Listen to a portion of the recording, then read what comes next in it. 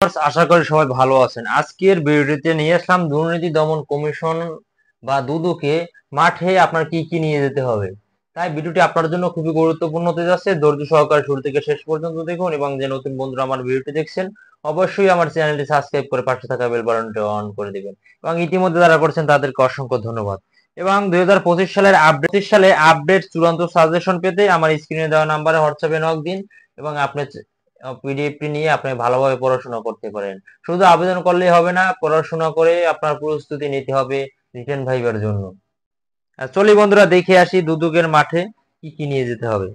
এখানে 1 নম্বর আছে মৌখিক পরীক্ষার সময় আবেদনকারীকে, আপনার যখন মৌখিক পরীক্ষা দিবেন সে সময় আপনাকে শিক্ষাগত যোগ্যতার সকল সনদপত্র নিয়ে যেতে হবে।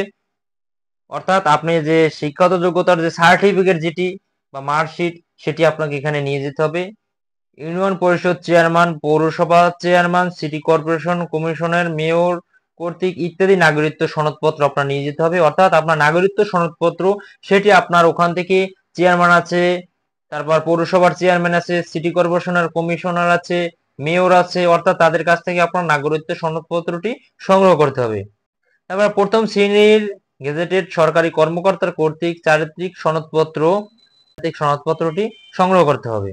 তারপর আপনার জাতীয় পরিচয়পত্র, জন্ম নিবন্ধন সহ প্রযোজ্য অন্য সনদপত্রের মূল কপি আনতে হবে। অর্থাৎ জাতীয় পরিচয়পত্র, জন্ম নিবন্ধনের প্রযোজ্যের জন্য অন্য যে সনদপত্র আছে যেমন সার্টিফিকেট আছে, মার্কশিট আছে, এগুলো আপনাকে আনতে হবে।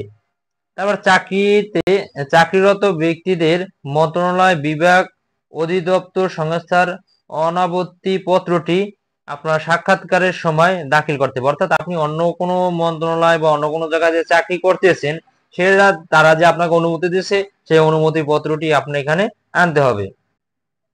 তারপর আছে বীর মুক্তিযোদ্ধা, শহীদ মুক্তিযোদ্ধা, বীরাঙ্গনা সন্তান, ক্ষুদ্র নিগোষ্ঠী, শারীরিক প্রতিবন্ধী ও তৃতীয় লিঙ্গের প্রার্থীদের সর্বশেষ নীতিমালা অনুযায়ী উপযুক্ত কর্তৃপক্ষ কর্তৃক সার্টিফিকেট মৌখিক পরীক্ষার সময় আনতে হবে। অর্থাৎ আপনার যে প্রতিবন্ধী, তারপর আপনার ক্ষুদ্র নিগোষ্ঠী, ঠিক আছে, আপনার যে মুক্তিযোদ্ধা কোটায় আবেদন করছেন সেটা প্রমাণের ক্ষেত্রে আপনার যে ডকুমেন্টস প্রয়োজন সেগুলো আপনাকে এখানে আনতে হবে। এই ছিল আপনার কাগজপত্র। এবং পরীক্ষাটি হবে কত মার্কের সেটি হলো, এখানে লিখিত পরীক্ষা হবে 70 মার্কের, সেটি হবে বাংলা, ইংরেজি, সাধারণ জ্ঞান ও গণিতের বিষয়, সব কিন্তু আপনার এমসিকিউ আকারে হবে। তারপরে 30 মার্ক হচ্ছে মৌখিক পরীক্ষা। সেক্ষেত্রে আপনার যে পড়াশোনা করতে হবে বাংলা, ইংরেজি, সাধারণ জ্ঞানের উপর, সেটি হলো আপনার এখান থেকে আপনার মোটামুটি ভাবে প্রস্তুতি নিতে হবে। এবং যদি চান যে আমার কাছ থেকে আপনার পিডিএফটি নেবেন, আছে যে পিডিএফটি আমার কাছে যে পিডিএফটি আছে সেটি নিয়ে আপনি পড়াশোনা করবেন। 2025 সালের আপডেট চূড়ান্ত সাজেশন পেতে হোয়াটসঅ্যাপে দেওয়া নাম্বারে যোগাযোগ করে হোয়াটসঅ্যাপে নক দিন এবং আপনি পিডিএফটি নিয়ে ভালোভাবে পড়াশোনা করুন। বন্ধুরা এই ছিল আজকের ভিডিওটি। ভিডিওটি যদি ভালো লাগে অবশ্যই আমার চ্যানেলটি সাবস্ক্রাইব করে পাশে থাকা বেল বাটনটি অন করে দেবেন এবং ইতিমধ্যে যারা করছেন তাদেরকে অসংখ্য ধন্যবাদ। সবাই ভালো থাকুন, সুস্থ থাকুন। আসসালামু আলাইকুম।